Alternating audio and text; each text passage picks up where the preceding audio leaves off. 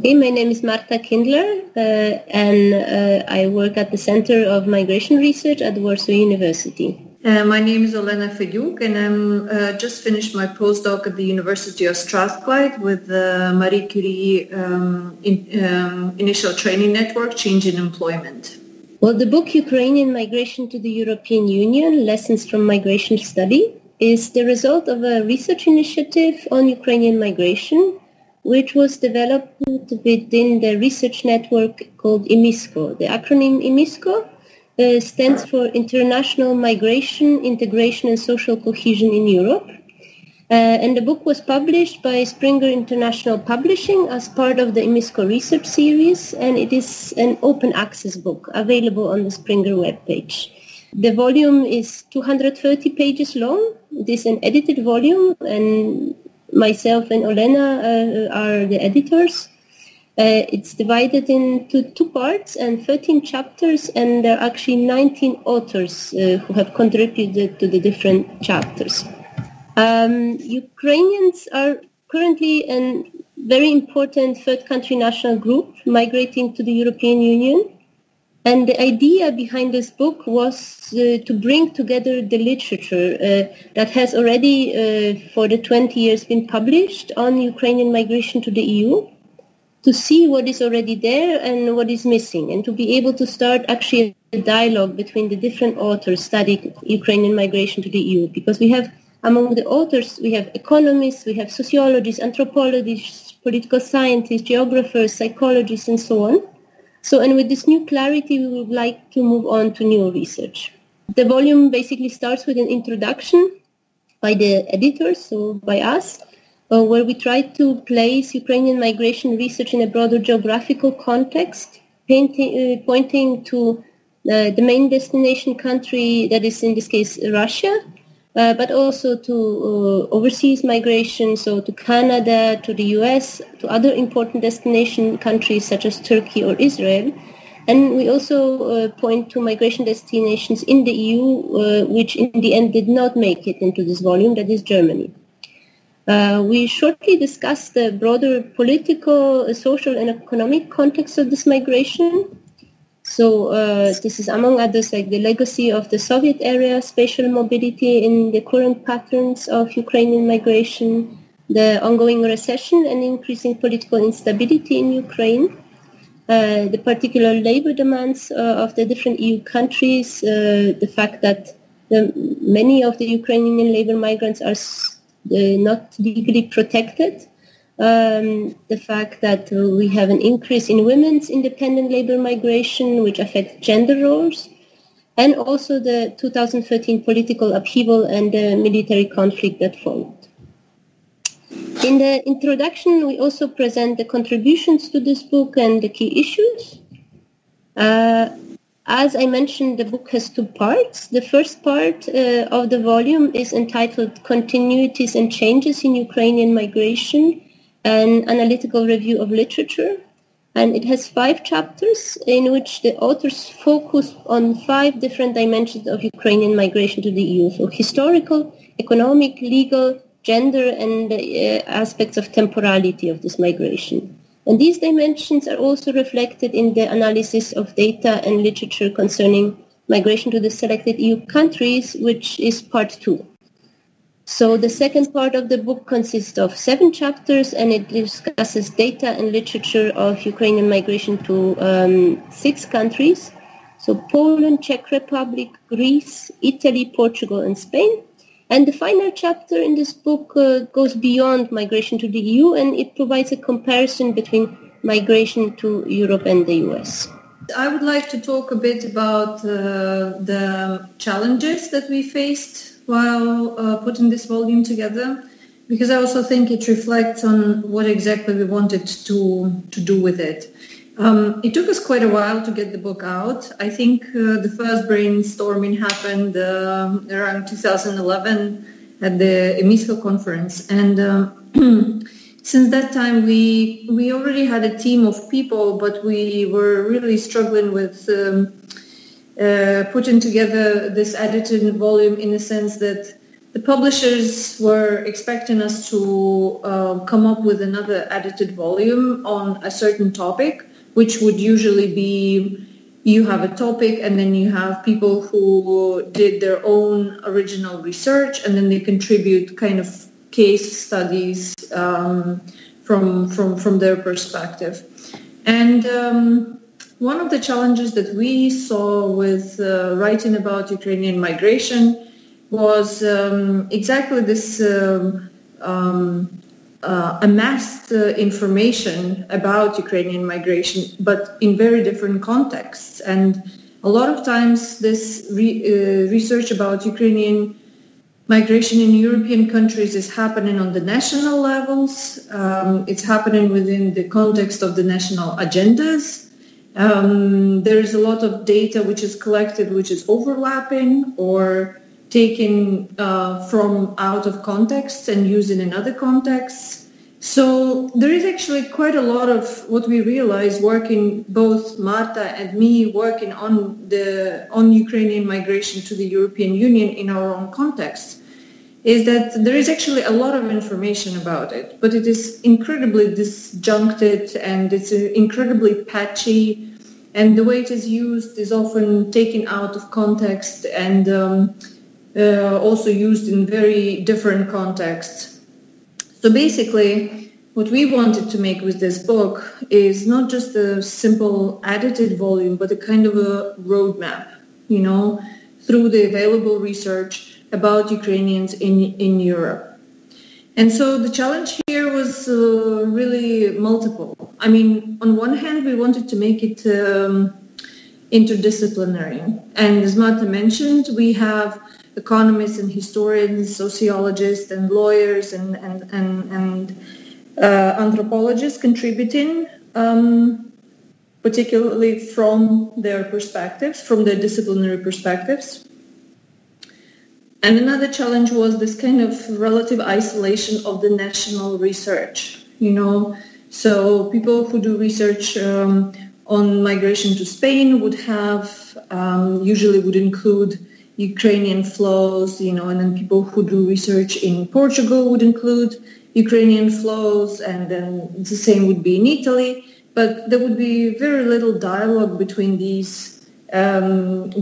researchers or between the data that is collected and between the findings. So basically, this is where the two parts of the book came from, where in the first section of the book, we try to provide different disciplinary approaches to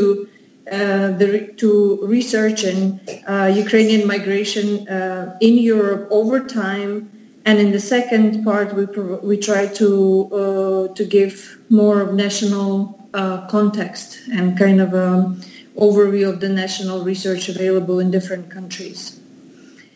And the third biggest challenge, or to which we wanted to speak to, was also the fact that some of this research is conducted in national languages, but also there is a very big kind of colonial gap between the literature produced in Ukrainian and Russian and literature produced abroad, because Ukrainian and Russian speaking scholars tend to, read especially English language sources, for example, while for the scholars who write in English or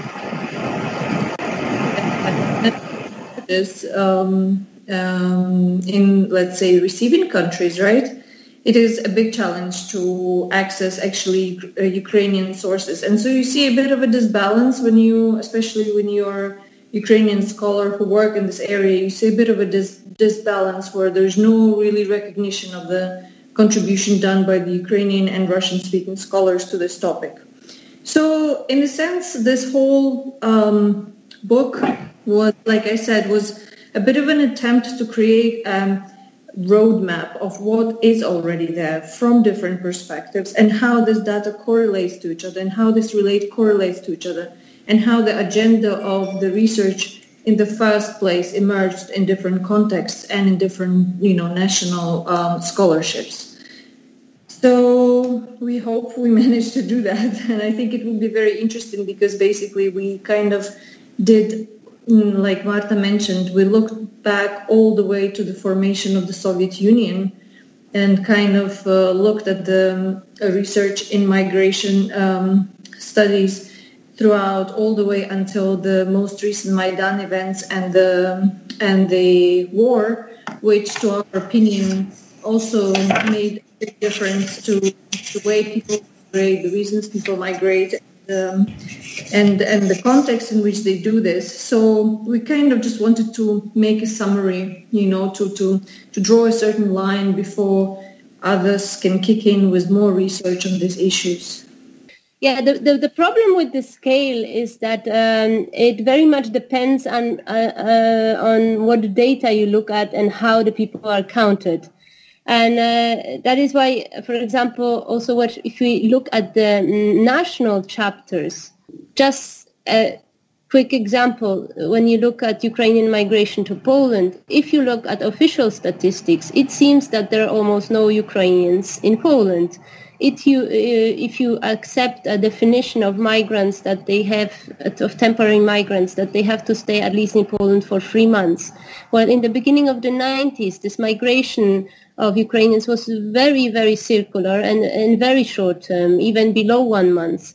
And at the same time, this is one of the largest migrants group in Poland. And I can give you a comparison of data, yes? If you from 2015, if you look at residence permits, valid residence cards, in Poland is 62,000, but at the same time, over 760,000 declarations were issued to Ukrainian nationals. These are declarations of employers that allow migrants to apply for a visa to come to work short-term in Poland, basically. So this shows you this discrepancy between, if we look only at resident cards, it doesn't tell us anything really, yes. It very much depends on the data and the availability and reliability of this data. We have, for example, in terms of other countries like the Czech Republic, we have over 100,000 actually Ukrainians residing in 2015. Yes, so this is already also a different, the result of a different policy as well, where they actually allowed much more settlement than in the case of Poland. When it comes to Central Europe, you have more or less these numbers of current Ukrainian migration. When it comes, for example, to Southern Europe, these are not, apart from Portugal, these are not the largest groups, but they're significant groups of migrants when it comes to Ukrainians.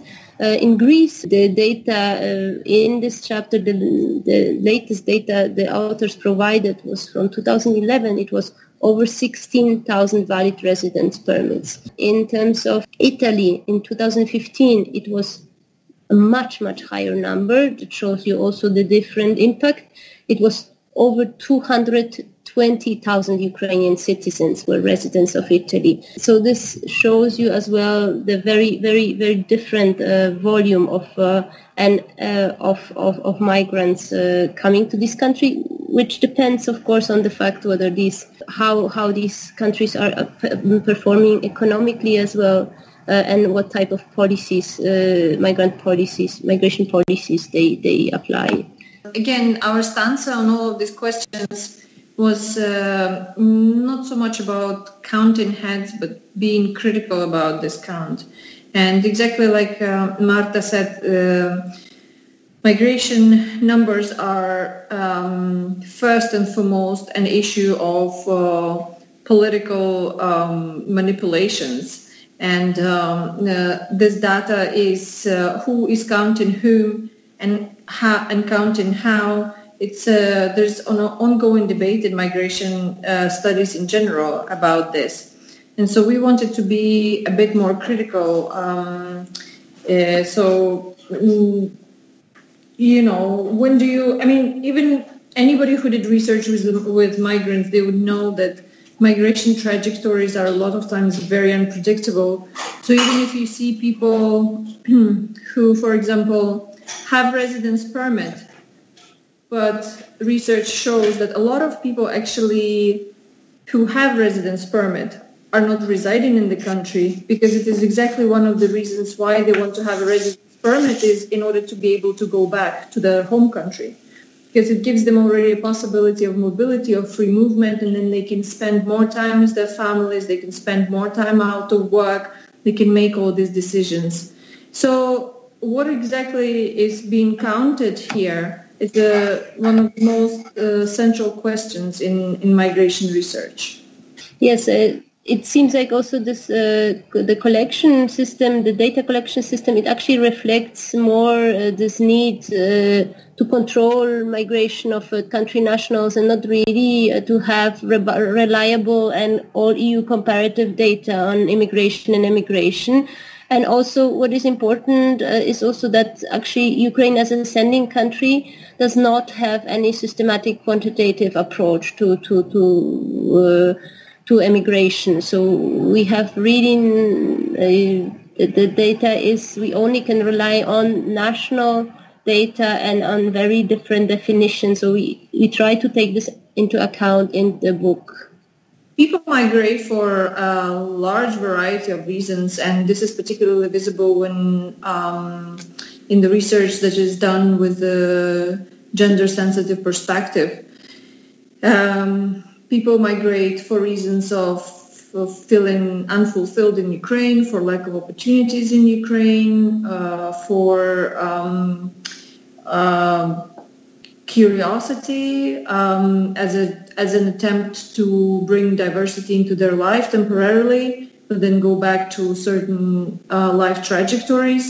But it is true that a lot of times it is justified and made possible because there is a possibility of economic sustainability through migration project. So this is what I meant by saying that there is a very strong narrative about why people migrate. And a lot of times at the first account, people would tell you that they did it because of economic reasons. But if you start asking more questions and if you try to dig deeper into their life stories, they come up with all sorts of explanations and reasonings why they do this. And a lot is very much connected to the gendered opportunities in Ukraine and abroad. Yeah, very often it is family related as well, and basically people want to support their households.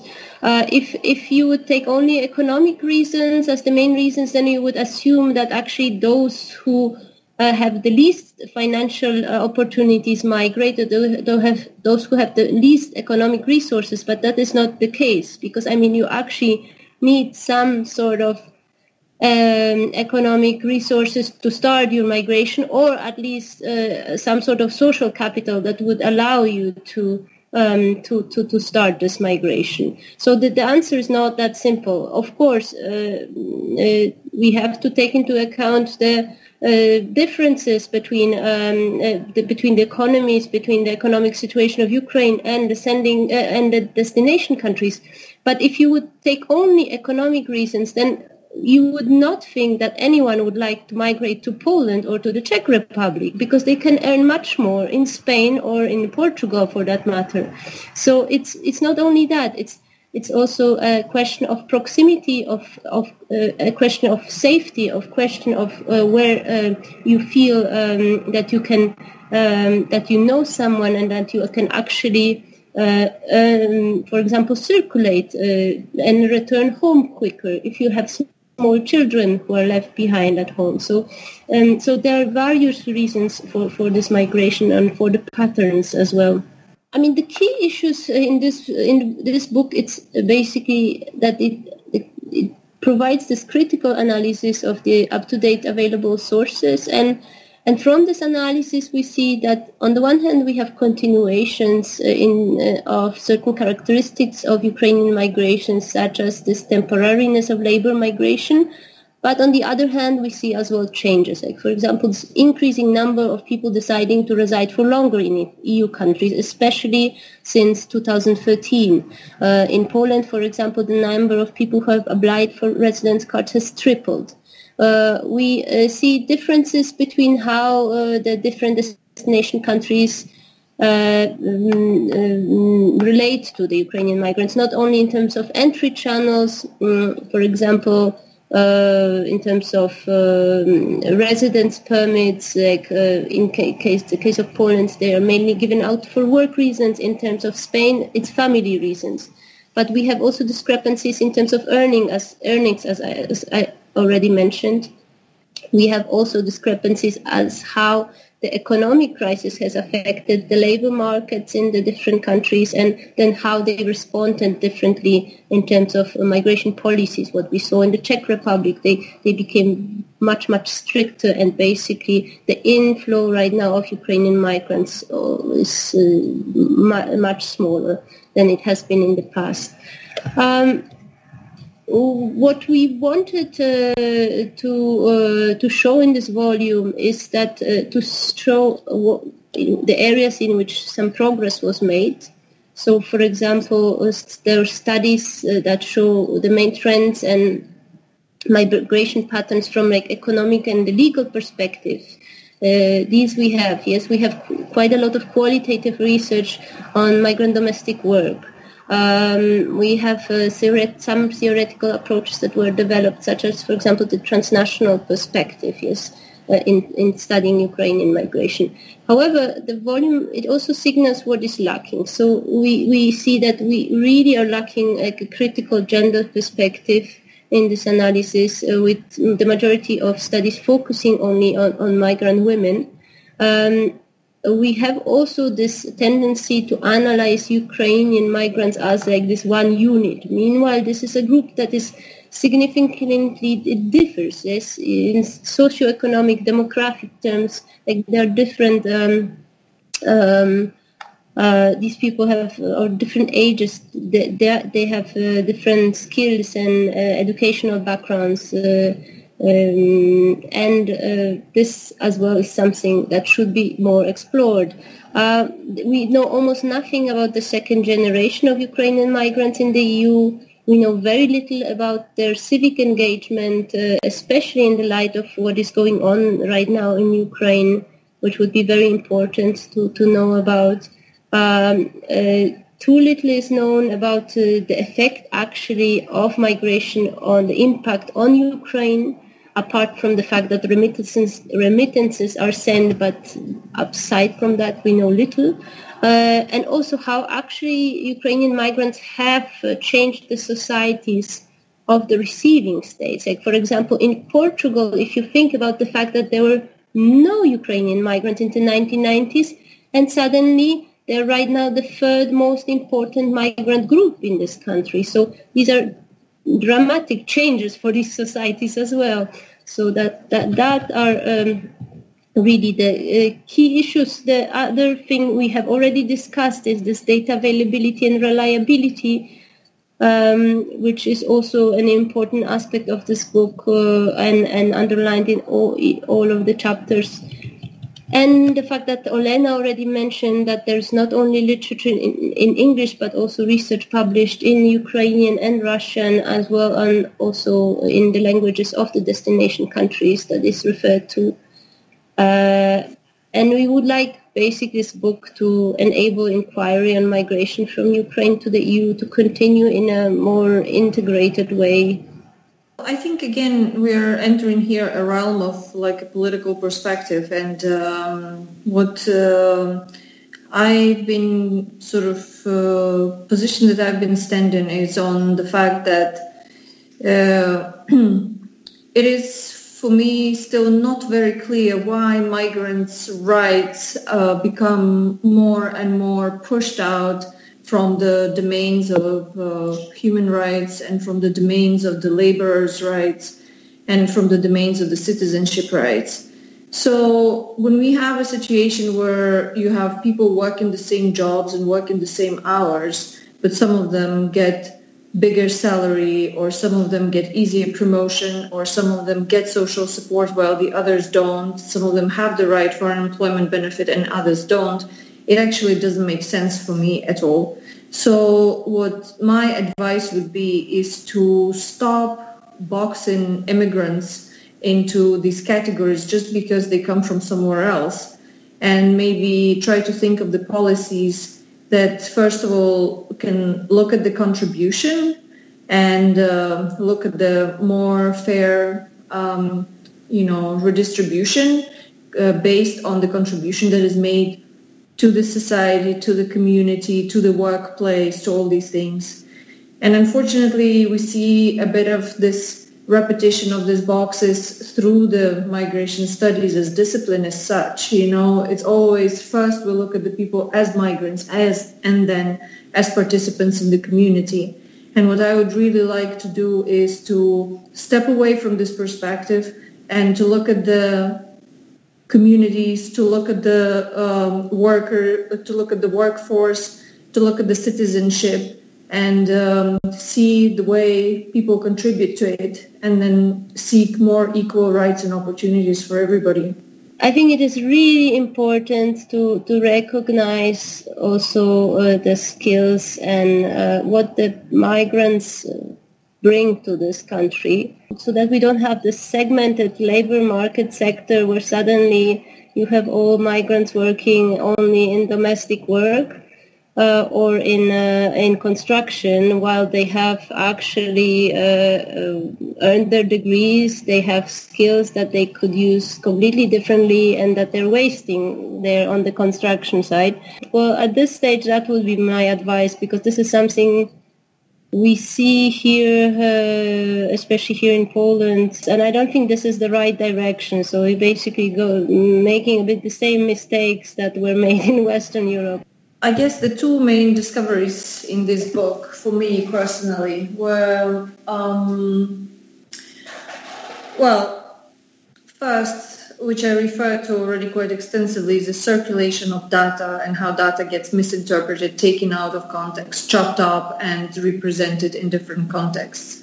It was incredibly interesting to challenge our authors to kind of dig to the bottom of where this data comes from. And it was very interesting to see the kind of the route that this data made and how it surfaced in many multiple research that I've been reading and that I've been working with, but in different contexts or partially or, kind of taken out of context. So it seems like there were just really few surveys done or commissioned, and this data keeps reappearing in different contexts and with different modifications and kind of misunderstood and misinterpreted.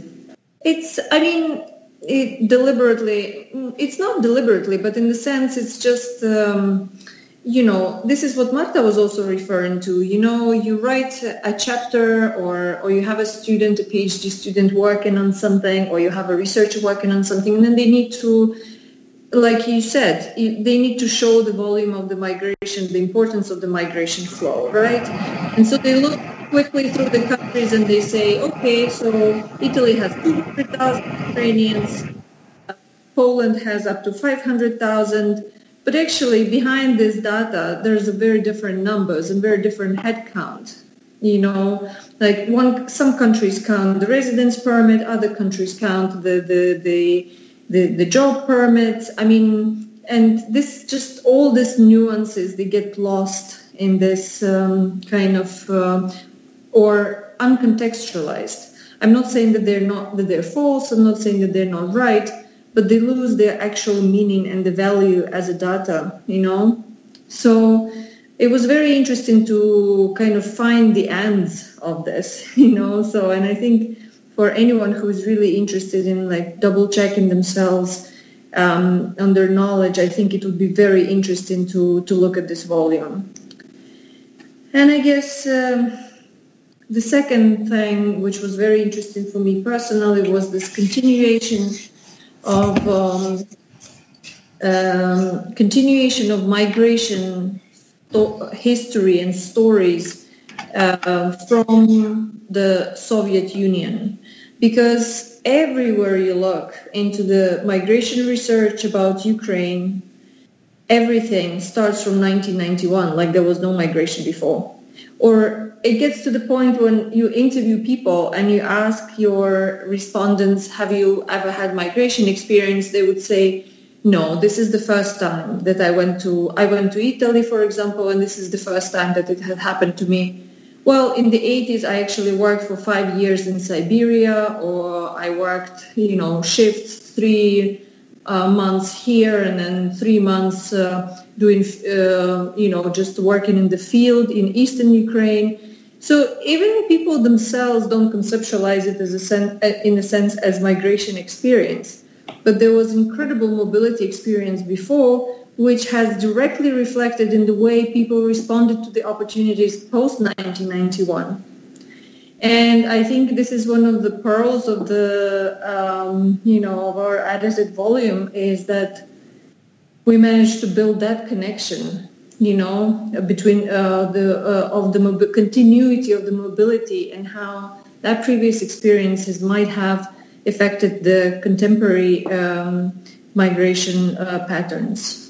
Yeah, in my case, I think the second point that Olena mentioned was definitely an important aspect as well, and something that we do not reflect upon, and I think that was great that we did this in this volume.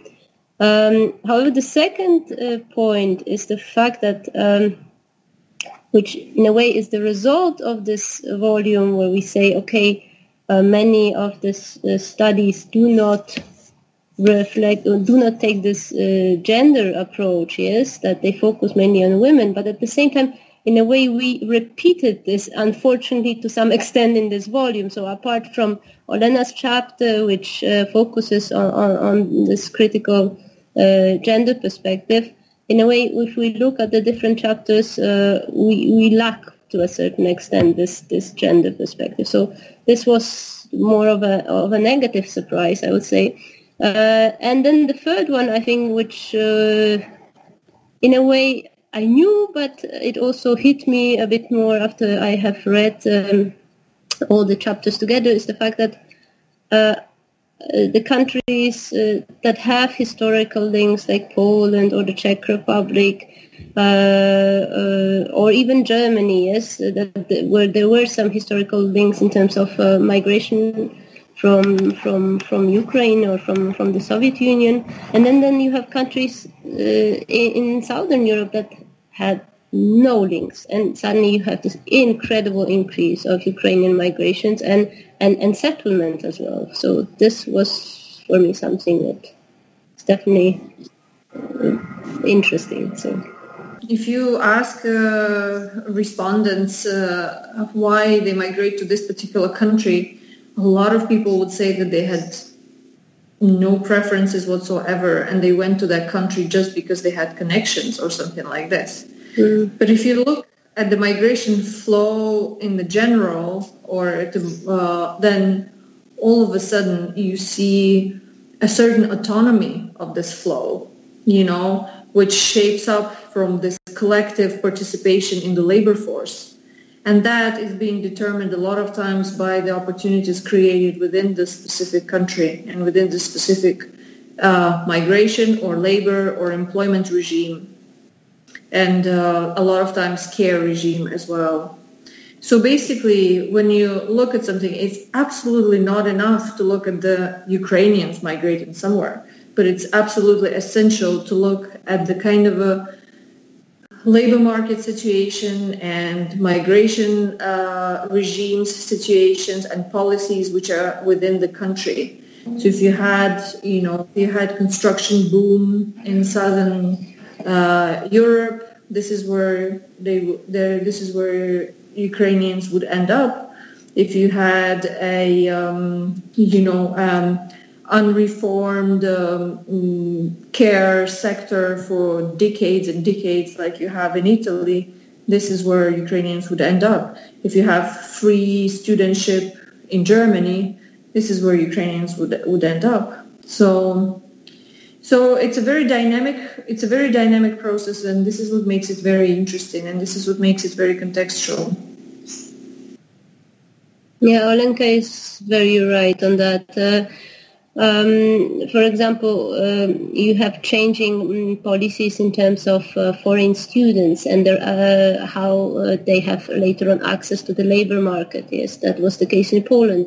So this also increased very much the presence of Ukrainian students suddenly in Poland, yes, from year to year, and basically they have perspectives right now. After finishing a Polish university, they are able to stay here for 1 year and search for a job and work without a permit. So this very much depends on the legal and basically on the opportunities of the labor market of studying. Of course, social networks still play an important role, and they do to some extent determine what people know about the given country, so where they go and where they find jobs. But later on, after they enter the country, it very much depends as well whether this country has, for example, regularization programs or not, yes, which provide for very often irregular migrants, actually from Ukraine, the opportunity to legalize their status, and this is the first step to get out as well of this typical migrant sector. To search for different opportunities.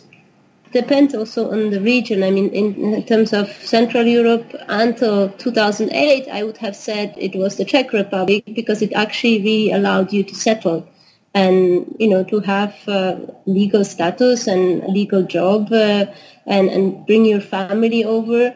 In that sense, Poland was not a fine example, because it pushes still this kind of, I would say, guest worker system almost. But it really, I don't know how this will right now develop, but it really, I mean, the conditions for Ukrainian migrants, they quite changed since 2008, yes, because of the economic recessions and the migration laws becoming stricter. So the situation in most of the countries are not, the opportunities are not that good, which which they can use. Yes, so still the channels are the same as basically they have limited opportunities. They have they end up in the construction sector, in agriculture, in seasonal work, in the domestic work sector. It slowly expands to other sectors, but at this stage I don't see really any country that provides such clear opportunities. And I would say, okay, if you are an Ukrainian migrant, this is your best destination right now. I think it's a question that ties nicely to your previous question. Why don't we see people, or how do people respond to this visa-free agreements and everything? Everywhere around EU, we see the discourse of tightening immigration laws and immigration regimes becoming harder on immigrants and more exclusionary, and that actually does not facilitate people's return at all. Actually, on the contrary, it facilitates people sort of climbing in and just trying to stick it out and going to whatever extent to secure that opportunity of working abroad. So a lot of people falling out of, who fall out of regularity or legality. They choose to still, no matter what, continue and go into the gray areas of economy and legality, just because they feel that their opportunities are shrinking. And in this context, again, people go back to what they've been always going back to the family connections and family networks, and utilizing their own social capital rather than, going through the legal opportunities created for them by the countries. So in this sense, there is no surprise that there is very little trust, and people prefer to secure their own opportunity for free mobility through whatever channels they have, mostly through family networks, family ties, buying services from intermediaries, and sort of not always following the regular paths, which are becoming fewer and fewer and more complicated. So I think it's a situation that we the Ukrainian migrants per se, but to, in general, the atmosphere around migration.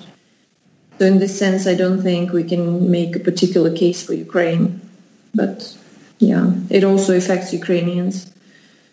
I think it would be really good. You should read this the final chapter of our book, which actually we on purpose we did not have a concluding chapters. We wanted to have a chapter that reaches a little bit beyond this EU perspective, and this is the chapter by Cinzia Solari, which provides an ethnographic comparative perspective on between Europe and the US. Yes, for me that would be that chapter, because it gives both a theoretical interesting approach, and it shows like what actually the Ukrainian case offers to migration studies. So in that sense, I think it's a nice, interesting chapter that really stands out from this book.